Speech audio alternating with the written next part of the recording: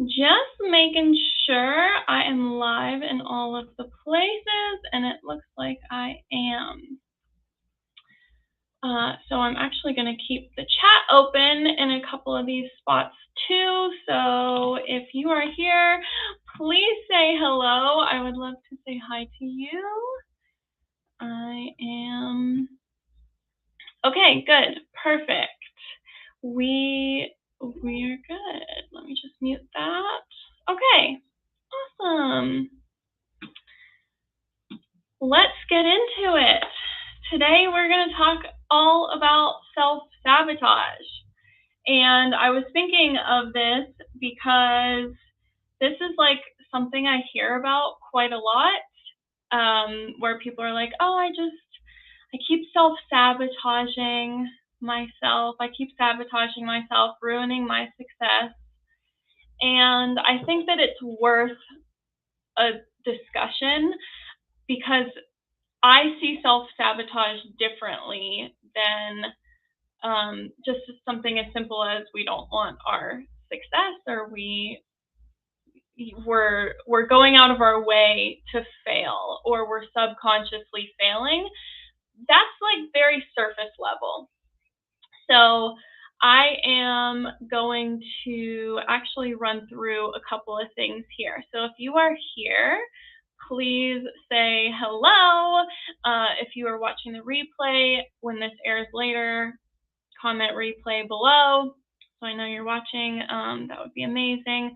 I am going to actually share my screen. I haven't done this in a while, sharing my screen, but that's what I want to do today. Okay. Here we go. All right. So I'm just going to go here. We are going to talk about self-sabotage. So if you're new here, my name is Michelle Holmes. I am the owner of Flourish by Michelle. I'm a transformational coach, author, speaker, consultant, and podcast host of the Flourish podcast. Let me know if you listen to our podcast. We've been hearing that a lot lately, and it always makes me so happy.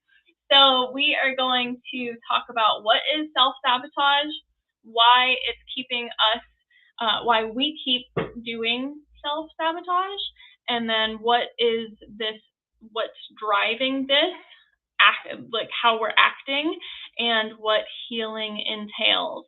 So what is self-sabotage? As I said in the beginning, we hear this a lot. I think you've probably heard this as well. And so I have an example, and this is a very fundamental example that I think a lot of people can relate to, even if you're not a smoker. I am not a smoker, but like smokers will, I'm just no good at it. I just can't do it. And so when we think of this example, the smoker who is wanting to change, so they do want to make a change, and here they are trying to better their lives. They're trying to stop smoking. They're trying to have a healthier life, and then something gets in the way of that, and they just can't do it. So they come back, and let's say maybe something happens in their day, and then they're like, I need to have a smoke break right now. I need to do this. I don't care what I thought before. It's not going to work. And then later, we know how that goes. They feel really guilty. They feel like they're not worthy, or they internalize these feelings, these shame around, I can't make a good choice. I never follow through. And there's like all of this extra stuff on top of it. Okay, so that applies for smoking. That applies for people on their diet as well. I feel like this is a really big one, and that we could learn a lot if we apply this to the times when we're trying to make these healthier choices and it doesn't happen. A lot of times we say, well, we're just self-sabotaging. So the question here is, does this person who wants to change their life, do they just not want to be healthy? Or do they think they just can't do it? Like, do we actually believe that this person cannot do it? Cannot make the change? Do we believe that? Do they believe that? Are they going out of their way to prove that to themselves? Do we believe that this person wants to let down their loved ones? A lot of times that's like a really big thing, where so many people want our success around us and then we're letting them down. So are we subconsciously wanting to let them down? Do we just want to fail? And so with that, I have a couple of myths here. So myth number one, I have 3 myths for you. Myth number one is that we just don't want good things for ourselves. And I don't believe that's true at all. I think that we absolutely want good things for ourselves. We want to be successful. There's a gap there that we're going to identify during this live stream here today. But I don't agree with the overarching. I've heard people say like, oh, fear of success. And when we talk about imposter syndrome, especially, I have a presentation on imposter syndrome. So if you want that, just reach out to me and I'll send it to you. But we think like, oh, imposter syndrome, it's just their fear of success. They're really scared, and there is a level of fear, absolutely. But it's not quite as simple as that. It's not just, oh, I'm scared to be successful and that's that, and I'll just never be able to change. That's not true. Myth number 2 is I just need a better mindset. And this comes up for a lot of people because they think that they can think their way through it. So they're like, oh, I just need to have this better mindset and I just need to treat myself better and focus on that in my mind. And if I do all of that, then things will transform in my life. Absolutely. If we focus on our mindset, things will transform for us. I'm a huge believer in that. Like, yes, focus on the mindset. However, it's not just the mindset. And so when people put like all of their eggs in that basket, because okay, self-sabotage, honestly, we usually think of that as being in this like personal development, self-help kind of realm. And so we're like, oh, self-sabotage, the answer is mindset, working on our mindset. That is a component of it, but that's not the full thing here for us. And that's why so many people, I feel like they have tried the things and then they're like, well, it didn't work. And then they just end up beating themselves up, which brings me to myth number 3, that something is wrong with me. So with self-sabotage, when we come back to this whole like component, this is a pretty emotional topic for a lot of people once we get into the nitty-gritty of something is wrong with me, that's why I can't do it. So I need to fix myself. I need to be a better person and I'm just not. And so we have this very like kind of we're holding ourselves to this standard and we're thinking that something is wrong or needs to be fixed, and nothing is wrong with us. And that's how I approach my work. Of course, we can want to fix things. We can want to make things better. That's absolutely, yes. Everybody who works with me wants to make some sort of improvement, but it's not from the lens of like something is inherently wrong with us. And I think that's really important here as well, because when we are doing a self-sabotaging thing, whatever that may be, money, success, relationships, your work, your whatever, your health, we constantly, when we fail, we come back and have, like I said, that whole script of who we are and like why we are that person. We're just not good enough. We just can't do it. We're just too scared. So I want to clarify here that our subconscious patterns come out to play when we are focused on expansion. So when I say expansion, I mean like success, when we're focused on change, transformation, things getting better in our life, this expansion here, our subconscious patterns are just like firing off. And the mindset work absolutely like identifies that, and that's a really important component. But it's not just the mind that's doing this. And if we look at that as the reason that, like, the driver for self-sabotage, the mind, that's actually not the full thing. So we're not even getting to the root of it. So we need to go a couple levels deeper. So with that, I want to talk to you about some limiting beliefs. So this comes up a lot of times with some of these self-sabotaging patterns that we're having, and I just wanted to show a few of them. Hopefully you can see them okay on the screen. I have an entire presentation on limiting beliefs. I don't even think it's super long. Definitely, I think it's like 45 minutes or under. But it's like a good secondary support to the whole idea of self-sabotage. But I wanted to highlight some of these limiting beliefs that come up for people. So people think, I don't deserve the success or the money or the recognition.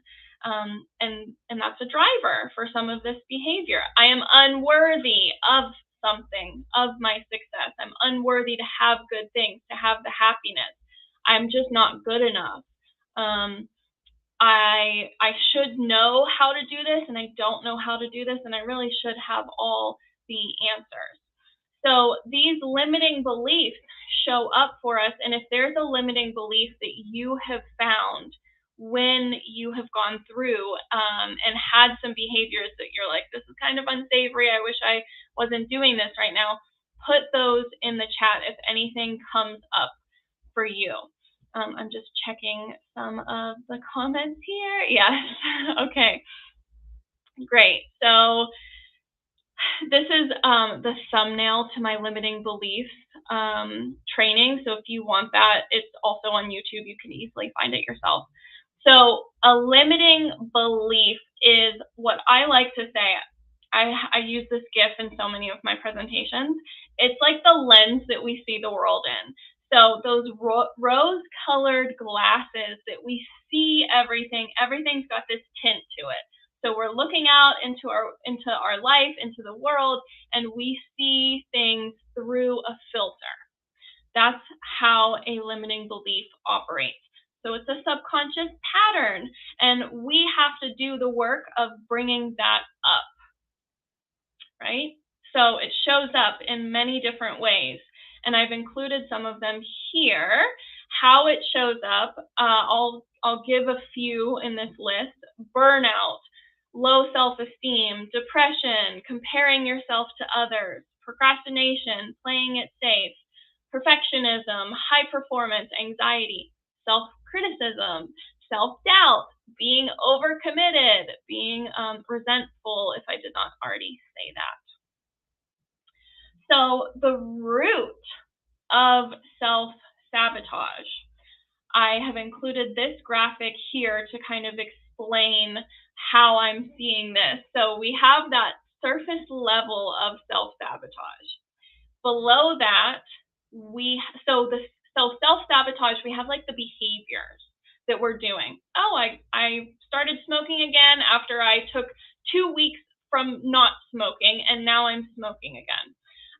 Or we have someone who's trying to not eat sugary foods, and they're doing really, really good Monday through Friday, and then Saturday hits, and then it's like we're off the rails. So we have some level of this limiting belief, and so that's under the surface there. But what's under limiting belief? For us, that's our painful past learning, and this is absolutely rooted in trauma. Depending on how you look at it, some people are like, they know they have trauma, they know they've been through things that were very traumatic. Other people can't readily identify something that was very traumatic for them, So I just want to clarify, you can have small trauma and large trauma, little t trauma and big T trauma. Either one gives us an effect, can give us an effect. So what I like to say is the painful past learning, experiences we've been through, pain from our past that we have gone through, we have taken something away from that.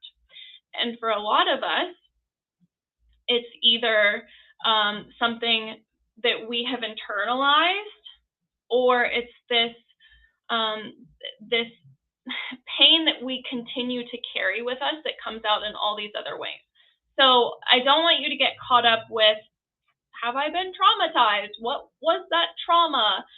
Because sometimes we think it's got to be these huge things, and it doesn't. So this painful past learning, things that we have taken with us as we have gone through experiences that have hurt us, or that we've just really learned from, that we've been scared about, that we went through that was in some way uncomfortable or difficult, or was a threat to our emotional safety or our well-being, physical safety as well. So let's go that level deeper. So we have the limiting beliefs. The limiting beliefs are stemming from this desire to keep us safe and away from that past painful learning experience. So our limiting beliefs are going to keep us safe in whatever way that they can, how we see the world, what our behaviors are, because we want to be safe and away from any experience that reminds us of the painful one that we've already been through. So I want to go back and give an example here.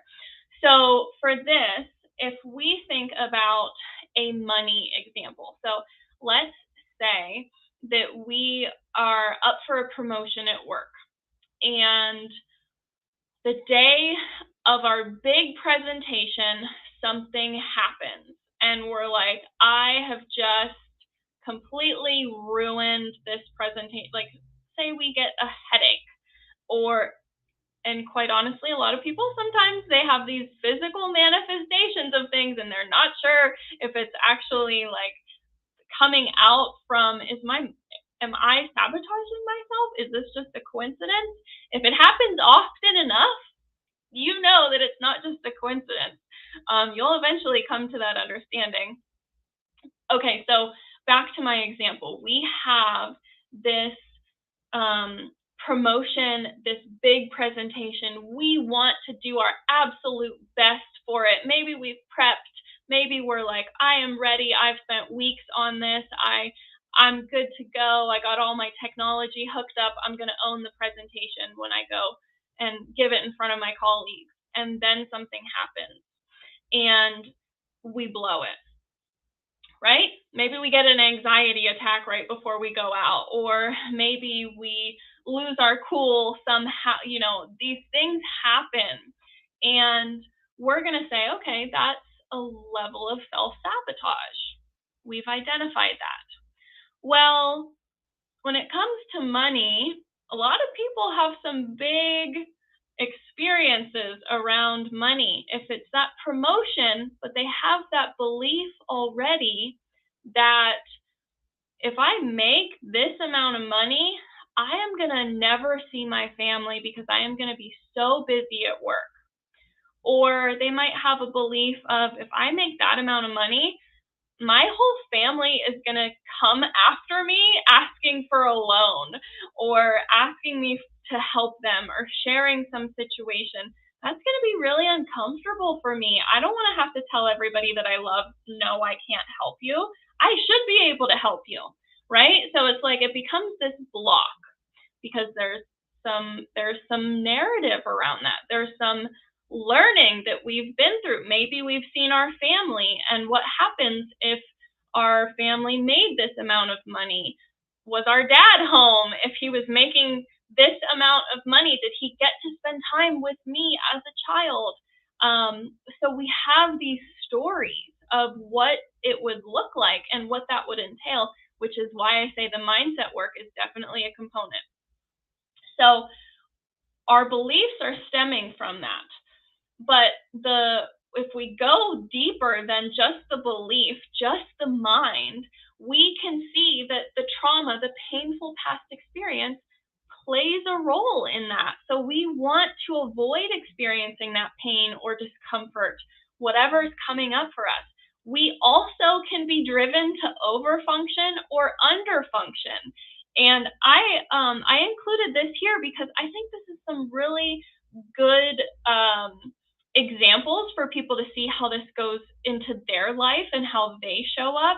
So we might see over functioning as being a high performer and like running ourselves into the ground, being a perfectionist, being super type A or high strung or neurotic.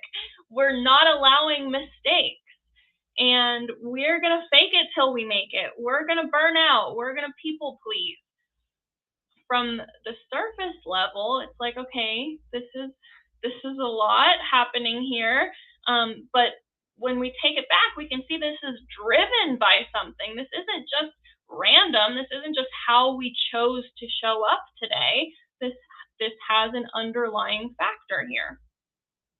With the underfunctioning, maybe we underestimate ourselves. Maybe we're going to play it safe. Depression, not living up to our full potential, not even trying.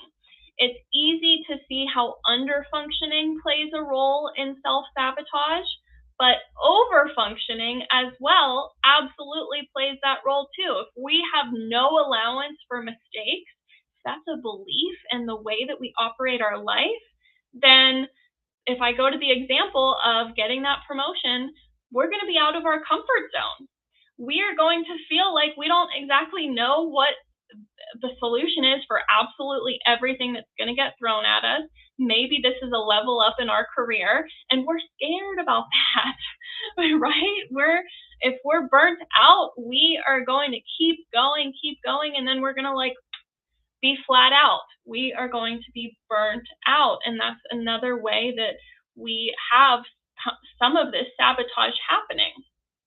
So I want to shine a light on nervous system dysregulation, because that is a major component here, and this is what I consider the missing piece when we think about, so many people, other coaches, for instance, have this understanding of self-sabotage, and that's amazing. That's so good. But the missing component there is that level of connection to the nervous system. And a lot of coaches don't approach that fully. They don't know how to approach it or why or how it plays this role here. So the nervous system dysregulation is a huge component. We also have that emotional wounding from the past, that painful past learning that I've already talked about. And then we have the intentionality, the good choice making brain, the part of our brain that's like, this is what we're going to do, and that's good for us. We're not going to smoke anymore. That's good for us. We want to be healthy. We are on board with this. That piece is offline when we have a dysregulated nervous system.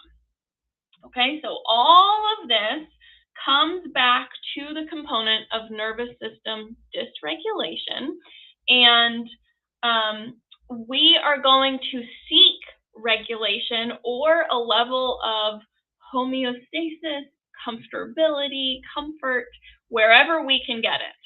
So our set point, we are subconsciously seeking that set point.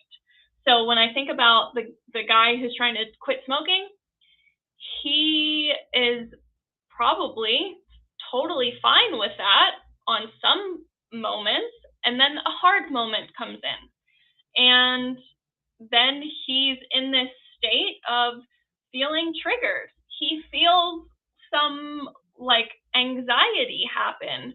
Maybe somebody cut him off in traffic and he almost got in a wreck. Or maybe his wife comes home and she had a really bad day and she's peeved, right? And So he's got this trigger that affects him. And so his nervous system is like, whoa, okay, we are in this state of being triggered. So our entire response, our stress response, is activated. We're in that fight or flight state. So what's he going to do? He's looking for some level of coming back to being comfortable. He doesn't want to be in that. That's not a joyful place to be. So he's going to seek that regulation. Not only is his system dysregulated, but he also has the ability to find that regulation, or at least that sense of comfort that he's used to, because he's going to go back to that smoking habit, right? He's going to go back to it, and he's going to take that first hit of his cigarette, whatever he's got, and he's going to be like, oh, this feels better. And that is his set point. So let's talk about clearing out the self-sabotage. So from the outside, looks really toxic. It looks like we're just having these patterns. It looks like we can't follow through. It looks like we're failing. It looks like we don't want success for ourselves. From the inside, it's safe. We are finding comfort. We are not trying to make $250,000 a year because $60,000 is what we've made our entire life and what everybody around us has made, right? I've actually seen this happen to people where they have gotten to a higher level, and it's like incredible self-sabotage, right? Because they're feeling like they are way out of their comfort zone. And so what happens in some space is actually called an upper limit problem. Can apply to anything, not just money. But you reach that upper limit. If you go past that, it's like, things go off the rails. What's happening on the outside, it looks like this is a toxic pattern. From the inside, it's just that this is where we have our safety, is when we have that behavior. We come back down, we have that level of safety. So I want to remind you that our nervous system's drive is to keep us safe, protected, and comfortable and alive. That's a huge one, right? So we have, and I have a whole presentation on the nervous system if you want to learn more about it, specifically related to what happens when you get triggered. I think it's a great presentation. The people who have went through it with me also have thought that it was so good because it's like a 101 kind of thing. And we talk about the sympathetic versus the parasympathetic nervous system as part of your autonomic nervous system. I won't go into that right now. But I want you to know that it's your drive to keep you safe. So your nervous system, in a stark contrast to myth number one, which is, I just don't want good things for myself. Your nervous system only wants good things for yourself, only wants the things that are going to make you thrive, make you successful. But it's scared, and it will do what it thinks is and feels really as being the safe thing. So we might say, oh, this would be a lot better for me, but your nervous system is like, oh, it doesn't feel a lot better, it feels scary. So as long as we keep moving and stay busy, we'll keep our minds off the pain. No, I do not want you to be stuck in that. I want you to have a level of self-awareness. So I want you to know that healing always entails a level of self-awareness. It's very important. So we want to approach our lived experience with compassion and curiosity. The things that we have been through, how they have affected us. It's important that we know that and we identify that, and we're compassionate about that because we're not broken. And we are not functioning in a way that we shouldn't. We've adapted based on what we have been through. We also need to create that self-trust, develop our intuition further. my clients I've worked with one-on-one, this is like a big one for them. They want to have more of that self-trust, more of that, what's my internal compass saying here? What is good for me? What's the path that I want to go on, right? So cultivating that self-trust, being present to uncomfortable feelings, and not only being present to them, but also having that regulated nervous system is how we can be present during uncomfortable times. We're coming back to our centered state. That doesn't mean that we don't feel any feelings. That means that we have an awareness there, and that we are not overwhelmed by feelings. Because a lot of times when we have certain things that are painful for us, it's an overwhelming painfulness. Like it's an overwhelming sadness. It's hopelessness. It's not just, I went through this hard thing. It's like, I am so overwhelmed by it. So we want to be able to have that ability to be in a comfortable state. And that includes our nervous system, our physical body, the body. That's why we can't just focus on the mind here, the body as well. Cultivate intentionality. This is huge. This is a component for absolutely all of my work ever, being intentional. And then also decreasing shame. Like I said, we're not broken. We can want good things for ourselves and execute, but we're going to have to expand within our own level of safety. So we're going to have to come back and little by little, it's like the ripples. We go a little bit further. Okay, am I safe? Am I good? Yes, I am. Okay, right? We get to that state, and we do that with a regulated nervous system. So that is what I'm telling you here. So this means creating that new level of healing, new level of safety for us, so that we are not constantly being brought to the past. The majority of people in their beginning of their journey for this, they are completely unaware that that's what's happening to them. But that is what's happening to them, is they're being linked to things that they have gone through. So their limiting beliefs are showing up, bad behaviors are showing up, patterns are showing up, emotional wounds keep showing up, and we're acting out based on that. Okay, so we have to create that new level of security, of safety, of comfort, of belief in ourselves. So if we go even a level deeper for that, we get to come home to our true, authentic self. And I think that's a beautiful thing. So I want to remind you, we have the power to grow. We have the power to cultivate change.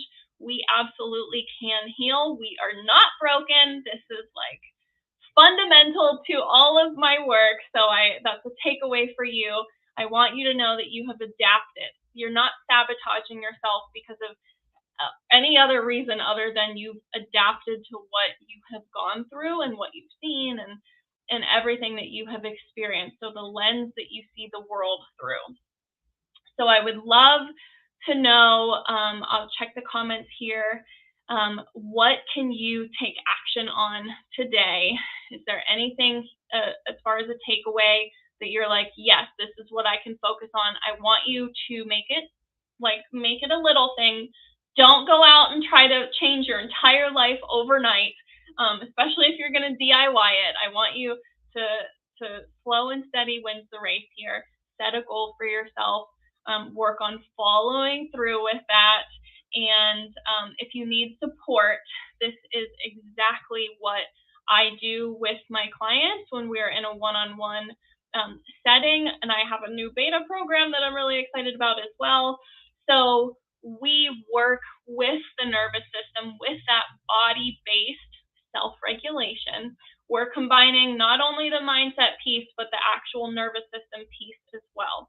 And like I said before, this is the component that in everything that I've seen in personal development, this is the component that a lot of people don't go they may just touch the surface of, but they never actually even go full bore to see how expansive things can get when we know how to actually work with our nervous system. We all have one, and pretty much none of us know how to use it. So, okay, yes, I'm reading some comments now. Thank you so much, you guys, for being here. I'm really happy that a lot of you can relate. I'm reading right now that, yes, you are seeing some ways that this resonates for you and that you see show up in your life. There will be the replay available, so I will post this, and you can catch the full thing if you're just jumping on now. I hope you have an amazing rest of your day, and reach out to me if you have any questions. I will see you next week. Bye.